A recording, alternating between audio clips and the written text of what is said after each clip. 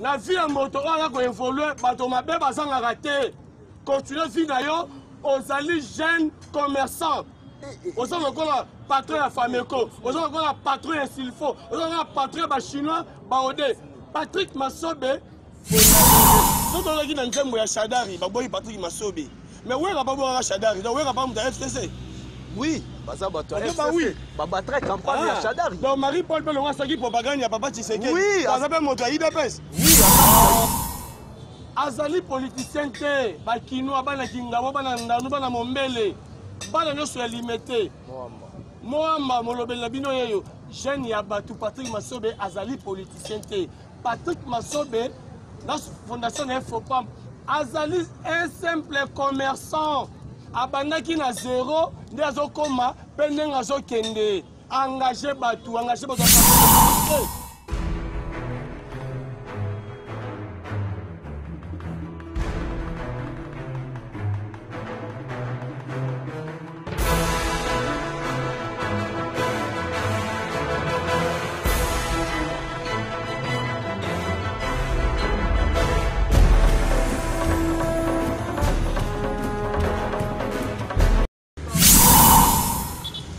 Chers téléspectateurs, téléspectatrices, je sais que vous êtes nombreux devant vos postes téléviseurs. Vous tenterez de suivre l'émission Masolo Yamboka avec votre humble présentateur Yves Lomame Chapeau et Pape Makolo et Simon Kimon. Chers téléspectateurs, comme je vous avais dit la fois passée, aujourd'hui nous sommes avec l'autorité morale Roger Ngunza. Moko ya molobeli ya mabele ya limete, moko molobeli ya moamba, moko ya molobeli ya quartier na ye ndanu mingi émission na biso eza ya bayi bato basalaka politique mais lelo tolobaki tokokota na ba fondation toyambaki pe mwana mboka autorité morale Roger abetelaki biso masolo ya Patrick Massobe moko oyo azali fondateur pe président ya fondation Fopam azali moko ya fondation Fopam lelo Roger mwana mboka ako expliquer biso masolo ya Fopam e bandaki ndenge nini pe lelo tokomi ndenge nini mwana mboka Roger Ngunza bonjour. Bonjour, chapeau ya Pape Makolo Simon Kimbangu Yves Lomame. Nami bengaka kombo wana parce que toza na deux religions. Moko totambola makolo ngulu, moko tolandaka bakoko oyo ya biso, bato basala ba chemin de fer bozomona, mingi bazala bato oyo basala musala boy. Mwana mboka Roger masolo nini omeme biso na mokolo ya lelo. La PSI d'abord, le PDG, le boss Patrick Massobe Mote Paso Azwami, l'andenge pe organisé compétition ya billard, casino billard na lelo. Masolo to memeli bino lelo na ekolo ba na kati ya etando ike na bino kobimisa ba vérité ya Patrick Massobe fondateur ya fondation Fopam ndena kobimisa maloba wana lelo awa boyeba ba valeur na ye asalaka nini pourquoi pe asala fondation na ye Patrick Fopam Patrick Massobe yango wana ye bino lelo mwana mboka Roger tolingi toyeba fondation wana bit nango eza nini pe ebandaki ndenge nini. Fondation wana ebandaki boye. C'est un jeune commerçant. Batuba non équivoque, non c'est un politicien. C'est un jeune commerçant. Abandaka kosomba ba mabende epa na bango ya ba mitraille. Ne kosomba mabende, ande ko pesa ba mabende na ye. La gérance na ya malonga o azanango ayi ko komisa structure na wana ko pesa mabende ya munene. Et comme il y a mon aîné, à Solina l'État, va payer espace. L'État a caché le mécanisme, pas l'État paye espace.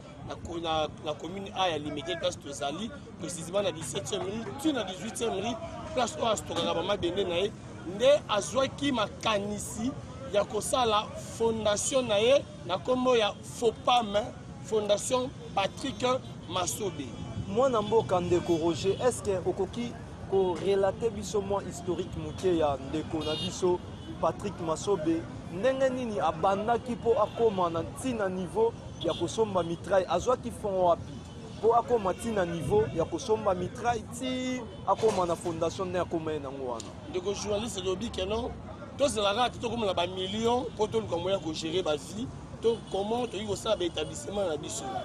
abandaka lokola motu nyonso ndenge abandaka azali kaka na 100 francs abandi kosomba libende moko libende ya mibale libende ya misatu nde ti lelo akomi na mabende ti lelo ndenge akomi na bamituka akomi na bamasuwa na ye akomi na bajeune nyonso oyo esengaka commerçant azala nango nde aye kozwa likanisi mosusu ya koede bato asungaka bafemme veuve na bapapa veuve asungaka bafille mineure alongoli mpe kuluna na vieki kuluna akomi se patron akotisaka kati ya fondation na ye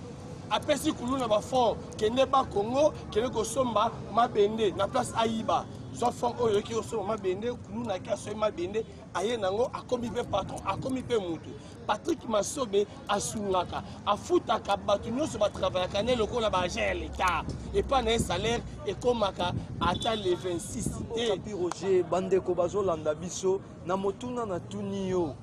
orelate biso mwa muke ndenge président fondateur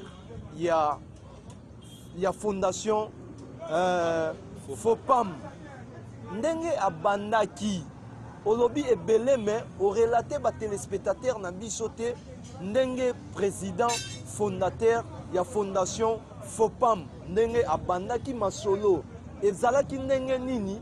ti abanda kozwa bakuluna ndenge ozoloba akomisa bango abanda kopesa bango bafond ebandaki ndenge nini mwana mboka ndeko journaliste lomami na biso boye tolingaka te tobanda na bamillion mpo tokóma bato Patrick Massobe c'est un commerçant débutant abandi longola moto nyonso ndenge abandaka Patrick Massobe abandaki na 1000 francs nde lelo akomi oyo azali nde lelo oyo azwi moyen koengage bato nde oyo lelo azwi mpe moyen ya kosala fondation mpe fondation eza kosunga bato kolinga te kaka nde biso kena abandaki na bamillion abandaki na 1000 francs na 2000 3000 bandi komata ti amoni ke akokoka kosala ye moko te il faut kaka bacolaborateur bazala yango tolingaki tokutana awa na site na ye ya mosala bomona ndenge baninga baza kotravaille bomona mpe ye moko soki mpe tokomona soki kozala toyebi mpe te bomona bango ndenge batravayaka awa na équipe na bango nyonso ya fondation FOPAM Patrick Massobe mwana mboka Pi Roger tolingi toyeba vraiment réalité fondation FOPAM vision na bango eza nini par rapport ya République démocratique du Congo tozalai na Kabila lelo tokomi na Faci vision na bino ba membre ya fondation FOPAM eza nini na population oyo bazokamba mboka vision ya fondation FOPAM fondation Patrick Massobe vision na ye ezali ya recrutement a recruter ba jeune oyo baza na ba manque ya faire vision ya Patrick Massobe alingi te amona ba fille oyo baza kobota en désordre basengaka bato bambongo na nzela en désordre vision ya Patrick Massobe alingi te amona famille moko eza kosouffrir ezolela alingi yango te yango ye arekitaka toza na bajeune ebele baza awa bande kosala te Patrick Massobe arekite bango akotima na kati ya fondation FOPAM bazobénéficie salaire na bango basala mpe mosala limemia Patrick Massobe chaque fin ya semaine ayambaka bato lokola bakoka oyo bayambaka mosusu na basociété chaque week-end apesaka bafille mare baenveloppe baluka moyen ya korevivre baluka moyen kosala bacommerce na bango mpo batika kosala badésert na babalabala Patrick Massobe azwi kuluna akotisi na kati ya fondation na ye alakisi ye formation ya commerce ndeni basalaka libe ndeni basalaka cuivre ndeni basalaka aluminium epesi essence mpo omoni moto akomi lelo moto j'espère que bokomeka koleka mpe bokoyoka ndenge bandeko bajeune oyo bazali a Patrick Massobe encadraka na fondation na ye bokoyoka nde bakoyebisa nde bavérité na mbunoko na bango moko otuna bango bauti wapi pourquoi atiki basociété mandimi na ye aya kaka a na fondation Patrick Massobe FOPAM mwana mboka Roger Ngunza tolingi toyeba mwa oza koéchappe nga mingi na question oyo nazali kotuna yo toza na besoin toyeba mwa mukie ndeko na biso président fondateur ya fondation FOPAM ebandaki ndenge nini ti ekoma na niveau tokomi lelo akomi koyede ba veve akomi koyede bani mais il paraîtrait nga na yo kaka aza mutu ya Shadari nde afinansaka ye bambongo po asala makambo wana asalaka mais yo ozorelate biso historique na ye mwa bien te betela biso ndenge abandaki mpo nga nayebi ke non aza mutu ya Shadari mutu ya FCC asouteniraka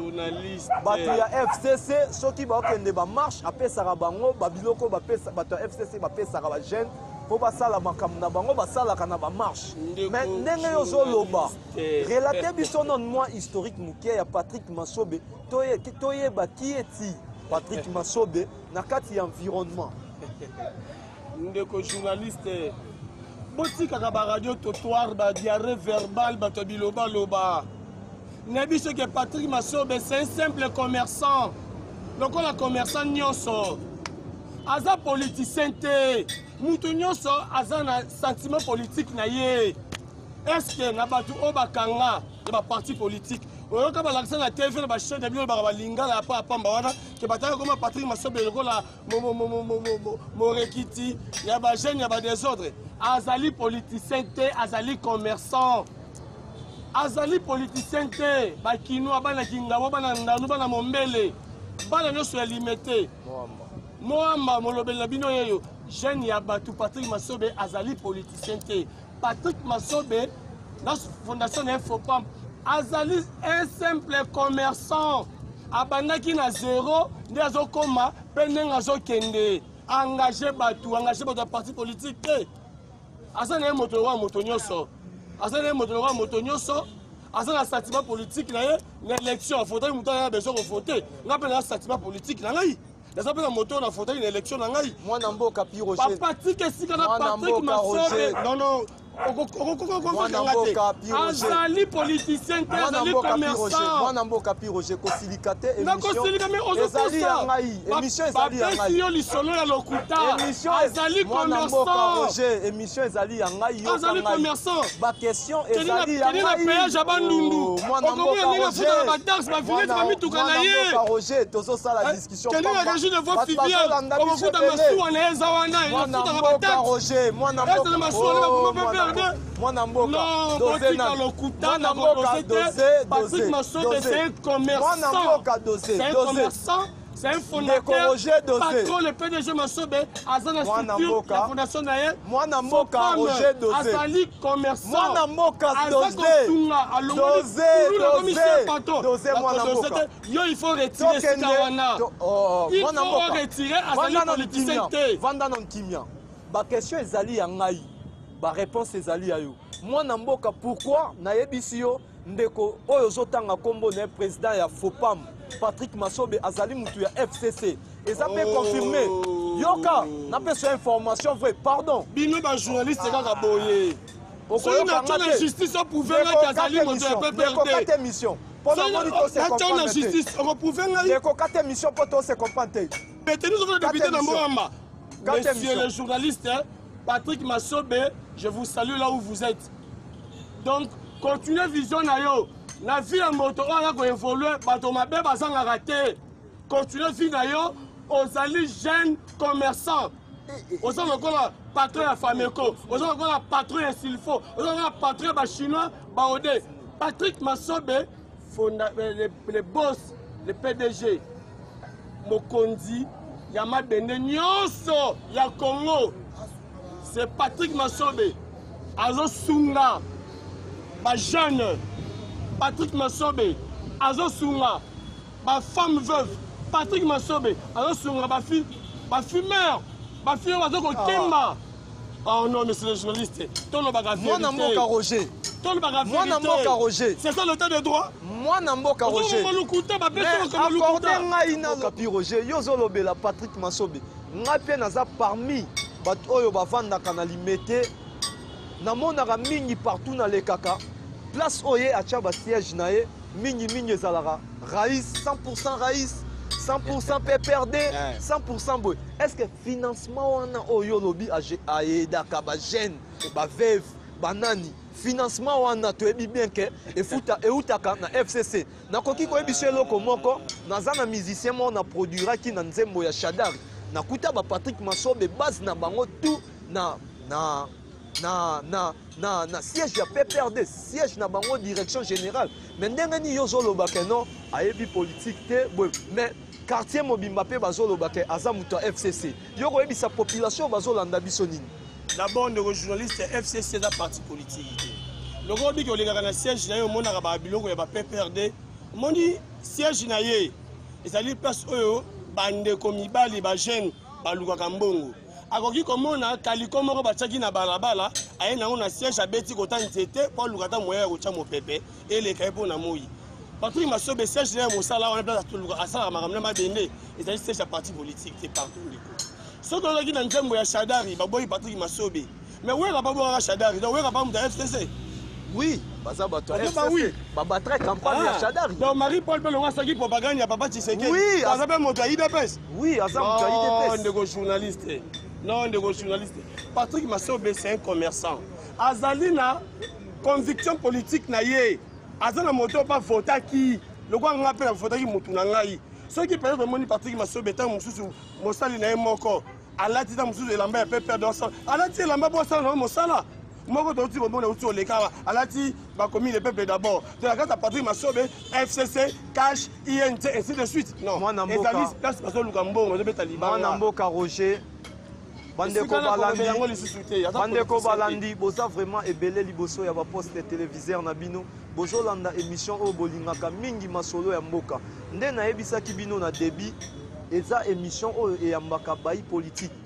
lelo na mokolo lelo tolobaki totambolaki na fondation FOPAM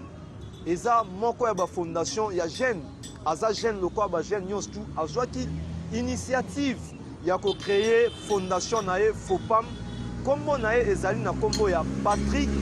Masobe nayokaka ye na sango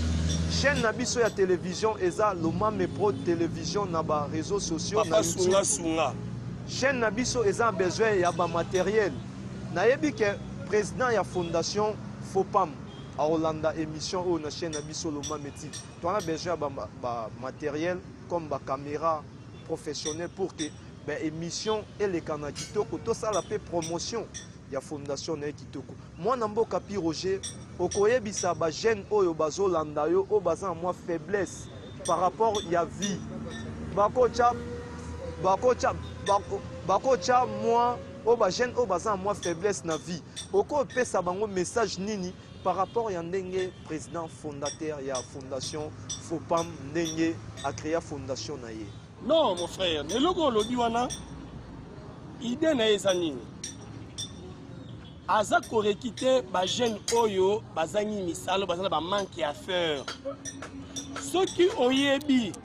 côté na ofandaka na quartier commune na yo, ozana bande komibali ba jeune, même ba oyo bazali na ba 50 ans, ba papa yaka na bango ba Masobe akopesa ye mosala. Akati ya fondation na ye. Akopesa ye mosala na fondation akopesa ye vie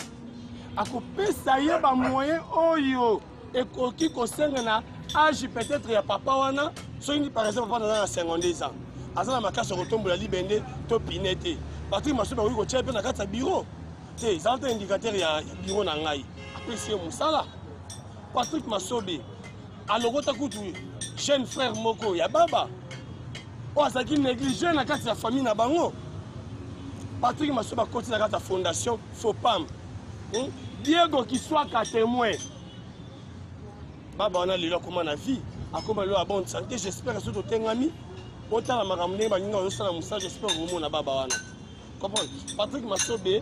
ambition na ye alingi te comme na moto aza ko souffrir. Moko oyo azana maki à faire Moussa les athées. Patrick Masobe a kozwaye a cotisé na kati ya fondation pour te ayeba mosala yango wana donc yango moni lokola ba champion putu kokonyangi basala ke pa Patrick Masobe bazali moto makasi eza kolo omoni lokola mbeya makwaka azali moto wapi asala bane ko sala kote musu balongole musala aye na fondation FOPAM azui musala eza mabete eza lokola tosinde na biso dibal papa na Mardala allez kosala pe côté mususu amoni ke longa bazo futa na bango malamu te ayini na fondation faut pas Masobe asa ko futa malamu mabe ezali wapi donc pour la fondation Patrick Masobe to sali pe ba appel ba jeune garçon nyonso o bozo ko mona ke bozangi misala ya kosala bozo ko fona na ba coin bokota ka ba vie muso ko kota te bolexaka ngonga na masolo oyo eza ko permettre te bo solo laka to bengi bino na fondation Fopam ezali na limité industriel na 17e mairie aussi ce qu'on dit na bangaba au côté 17e mairie oye bokuta panneau munene ba komi yango Fopam fondation Patrick Masobe mama o za ko souffrir za mosala yaka donc ça la prochaine bino sur la carte ya fondation Patrick Masobe Fopam bandeko balandi malobe ezalaki mingi epai ya mwana mboka Roger Ngunza bongo mwana mboka Roger Ngunza tokolanda batémoignage ya batu oyo bayebi ba bienfait ya fondation Fopam bakopesa batémoignage na bango après tokozonga juste to continuer émission na biso.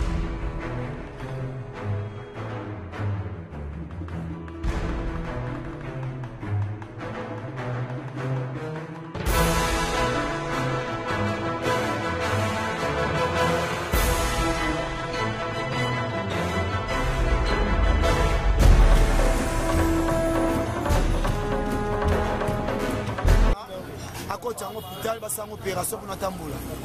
mais nazala kondima so akoti hôpital na kotambola kaka Patrick Masobe banga na sepela Patrick Masobe alanda maloba batu te azala kaka bongo na comportement oyo azalaka nango soki moto abimeli na 6h 7h ata bakangaki porte mais ye moko abimi arépondre batu arejoindre yo na mwa problème ozalaki nango soki bosengi mpe eloko kolia apesaka eloko kolia bonne année asungaka biso donc Patrick Masobe mpena nzambe apambola ye na tous les façons aza mobali kitoko aza mutu moboto donc nayebi te moto abongo akozala te bon ye na vie na ye bato babengaka ye moto aloyenge mais atika makambo nyonso ya mabe na ya malamu atika mais na ndenge ya koma soki moto aza na susi ya kisi Novargine, aspirine, ata ndenge nini nde nayebeli ye makati mutu azala mabe te mais ndenge nayebeli ye eya na butu ya na moi na kasa Patrick Masobe soki olika bilokombelo na 20h yebaki 21h ozwa solution ata ndenge nini soki oye na fondation Fopam ye soki ayambi batu osola na ye te mais ekosenga fo ozela ye ti akosilisaka kosola na batu apo osololi na ye kati mpo namonaka yango wana mais à part ça atika nde kolanda bato so comprendre ya saela kaka mémoire na ye wana nde kati ya Fopam naza toujours jeune epu ya Patrick Masobe oyoyo alongola ngai na vie oyo ya kovanda ya kivoyo alongolaka na vie ya kolonga kozala chômeur na kati ya palais yango wana koma kosala na kati ya Fopam. Bon, vision na biso na Fopam ezaka uniquement mpona kaka vision na biso na Fopam eza uniquement kaka mpo tolongola kaka chômage kaka na ville ya Kinshasa po tozomona bajeune ebele baza bakuluna bajeune ebele bosala n'importe quoi mais biso na kati ya Fopam biso na kati ya Fopam toboyi baparese toboyi bavoyu toboyi banini yaka ozwa mwa 100 fois oyo esunga yo na libota na yo ndenge tona vision ya Fopam eza yango. Il y a des défauts vraiment que la cause de la vraiment on a été pour la vendre déjà plus de moins déjà 15 ans passés hein. Donc vraiment que au défaut na mona vraiment que na monyango te pour tout vraiment asangisaka biso ye pena za pena lokola papa ya ndako ye pena za pena papa ya ndako ata mabe ezali azobenga bino to ata ndenge ni ata tomboki ndenge ni ata biso bana to sali mabe azobenga bino to se réunir pour na kotia moto mabe na ye vraiment ayebite mabiso comme conseil oyo epai ya président pourtant mosusu eza kaka komata kosilika adose nde kaka mpona kanda mpona biso batavailleur na ye adose kaka mpona kanda adose kaka mpona kanda mais ederangeaka yo te ederangeaka ngai ntango amati fo dérange ngai fo ederangeaka ngai pesa esiko conseil pesa ye conseil na opesa kaka président na ngai nikitisa mwa moke vraiment ke nde kaka osalaka motema mpena esimba makaa makasi remerciement eza ebele awa nde eza boye eza fondation so omoni ke okoki misala ya makasi te onini te yaka tozala na kati ya fondation Patrick Masobe tozala biso nyonso jeune nyonso tika kuluna tika mabe yaka awa sala mosala na pokwa zomwa eloko naza conseil moko te bango moko nde bazomona kaka nde biso tosala awa chaque jour dans les mains mukolo nyonso comprend mukolo nyonso tu ndenge tosalaka awa donc awa topona biso te eza teke système ya journalier oyo te awa eza kaka te sika mabe yaka tozala awa epuis toza mpe su na poilu tolingaka mabe awa mabe ya président en plus na wane nayekinga bo nayebi ye yatiko omona mabe te yatiko omona mabe moko te ti lelo mpe nde bawame manifeste nde azokante bajeune lelo bazochante bango lelo bazali bato ya marché ti lelo akoni kosimba mwa 100 000 mwa 200 000 eza bafafe ya masobe tikomona mabe moko te akosepela kaka gouvernement soutenir ye bakonzi na biso basoutenir ye bakonzi basoutenir ye lobi mpe lobi na mboka oyo toza baimplice na mboka oyo abimisa bachauffeur abimisa bamécanicien mpa na fondation oyo